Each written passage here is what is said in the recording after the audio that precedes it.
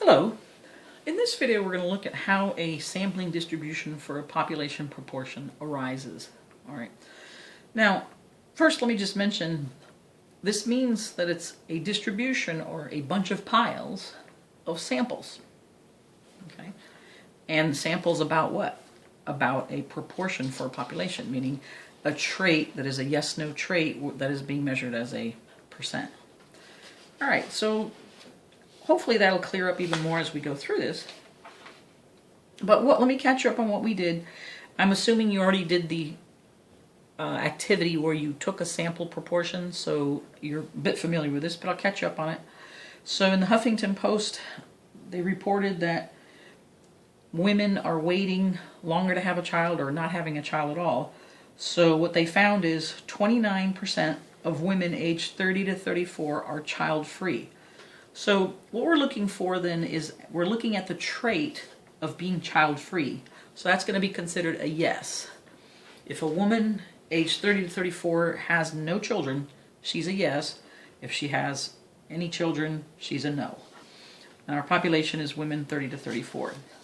All right, so how did we simulate this? Well, what we did, I took a table and I had 300 values in here, and then had us use a random generator to come up with numbers, and then let's say we came up with the number, oh, I don't know, 113, so we'd look at 113, and then that was a no. And let's say you had 72, that'd be 072, and that'd be a yes, and so on and so forth. And our sample size was 40, so for example, if after going through 40, numbers, I counted the amount of yeses and I got 10 yeses, then my sample proportion would be 10 out of 40 or 25%. All right? So that's how we got that. Now, what does the theory tell us? So first we learned how to sample and what that meant physically for our situation. But how does this apply with the theory? Well, we know how samples behave. As long as samples meet conditions, here's how samples will behave. Samples will pile up around the mean. In this case, the mean is 29% because that's what we had here, 29% of all women, and I set it up so that our population followed that. But our piles of what? Of sample proportions will pile up around the mean in a what? Normal distribution, and they will spread out around this mean by this standard deviation formula. So the standard deviation of my sample proportions, so how they're going to spread out around the mean, is determined by square root of p times 1 minus p over n. Now, p is this 0.29, n is the sample size 40, and by the way, the book uses q for 1 minus p. It's the same thing, but I figured we didn't need to have one more letter to memorize. So plugging everything in, I get 0.072, and I rounded 0.07. So therefore, to get my standard deviations, I added 0.07 3 times, subtracted 0.07 3 times, and what that means is, using the empirical rule, if I go out one standard deviation, then this is what I get. But to this scenario, what does that mean?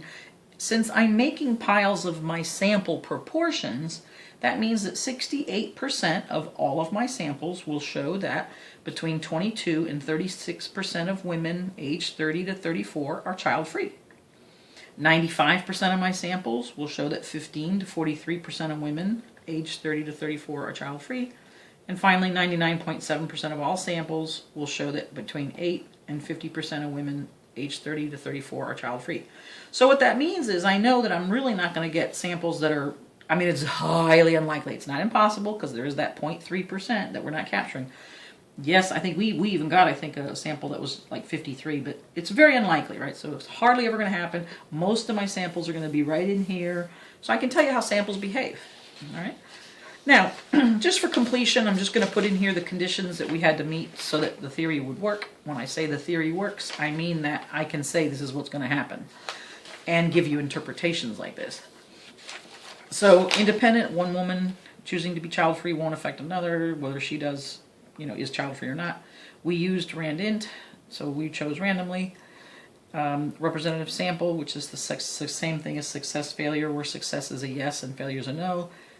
If our sample size was 40, which it was, and the trait occurs at the rate of 29% in the population, then over the long haul, my samples should yield about 12 women who are child-free, which is more than 10, and about 28 who are not child-free, which is more than 10. And the sample size is small relative to the population because 40 is much, much less than 10% of all women in this age range. And don't worry if this isn't familiar to you, we're definitely going to go over it. If you have gone over it, then this is just for completion. But I wanted to make sure that this whole theory was complete for you. Don't worry if this doesn't make sense yet. All right, so what I did then is, since you as students sent me your sample proportions, I tabulated some generic ones from a class and said, okay, here's what I got was sent in. Now, what I'm going to do is I'm going to make piles of these. Let me make sure I don't. I'm going to make piles of these because I'm trying to create or show you how this distribution is created. All right, so what do?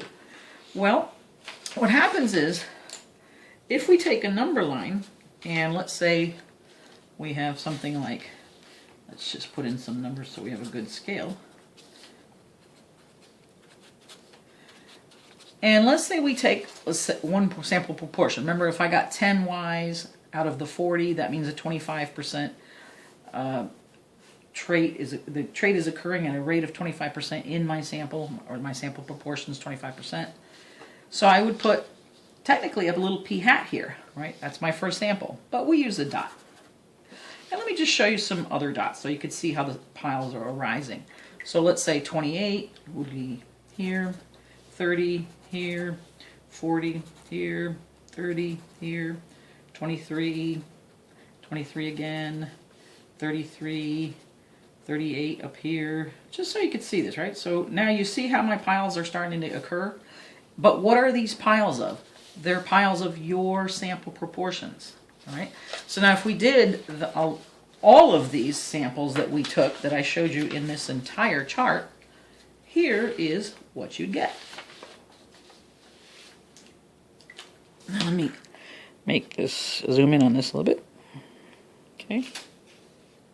All right, so what you see, hopefully, is that indeed you see that normal distribution starting to arise. And you've got to realize that I have not taken anywhere near the number of samples that we're talking about when we say this is what happens. This is comprised of thousands and thousands of samples. I'm not even sure if we have 100 here. So, but you can still see the distribution arising. And you see that the tallest pile is 30. It's not 29, but that's really because of the sample size I happen to choose.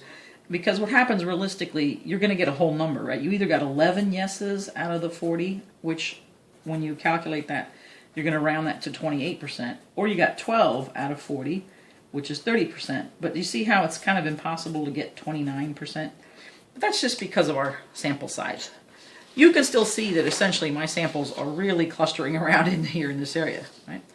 Now, a couple of things I wanted to mention. You'll hear something like, let's see here, the population parameter P is fixed. However, the samples vary. What does that really mean? Well, what that means is when I look at my population, and this is my entire population that I sampled from, it was 300 values, yeses and nos. Each individual, like this person here, is a yes. They're not a no. I can't change them to a no. I mean, at the moment that I looked at my population, that was a yes. This is fixed. This doesn't change. What is it that actually changes? Your samples. So most likely, I had you take a couple of samples. You probably didn't get the same sample twice.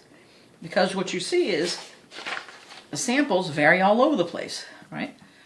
But the truth about the population remains the same. So the truth P is fixed, but the P hats, they vary all over the place, right?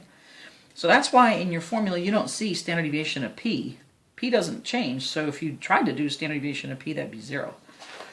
Now, what you also see is sampling, so you see sampling variability. You also, hopefully you see that as you get further from the mean, the piles get shorter, right? So there's a less chance of having these happen. And I definitely wanted to mention that this is something common that confuses students sometimes. Percent here is being used as a tool in two different ways. One way is to measure how often the trait occurs in one sample, all right, just one sample proportion. So for example, let's take 48. If I look at p hat of 48, that's like one of these two samples, right? That would be one sample. Well, what you can see is the rate here normally it occurs for the whole population at about 29%. In this sample, it was occurring at a very high rate. So when I got a p hat of 48%, how did that really happen? Well, it happened probably because when I counted the number of yeses, I got 19. And then when I went to calculate my sample proportion, I said, okay, I got 19 yeses, so 19 out of 40 is 0.475, which I'm going to round to 48. And then I said, oh, there's my first sample proportion.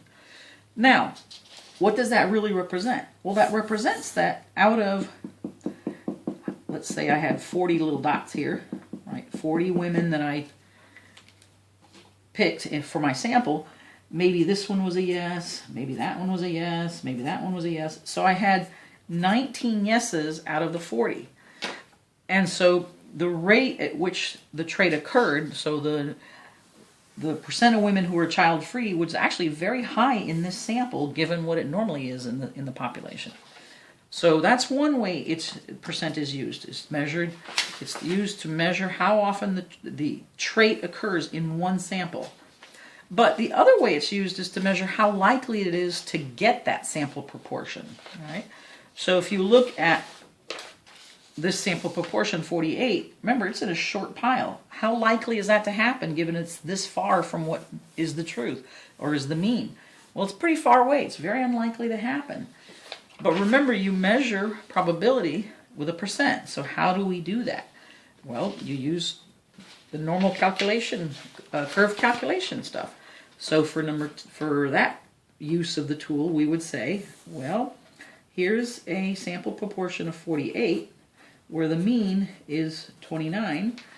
What's the likelihood of this happening? So you'd say, well, how far is 48, a sample of 48, 29, from the mean 29, where the standard deviation is 7, right? So you'd get 2.7143 standard deviations, and then when you do normal CDF from there to infinity, or 2.7143 to 100 standard deviations, you're going to get 0.0033, which is 0.33%, right? So there's the percent again. So you have two percents here, 48%, 30, and 0.33%. So this tells me that in my one sample, the trait is occurring at a high rate. This tells me that the likelihood of getting that sample is really, really teeny because you're looking at tens, hundreds, thousands, 10,000s. That's 33 out of 10,000 samples that would occur. All right. So very unlikely to occur, that kind of thing. That's what we're talking about. So thanks so much for listening.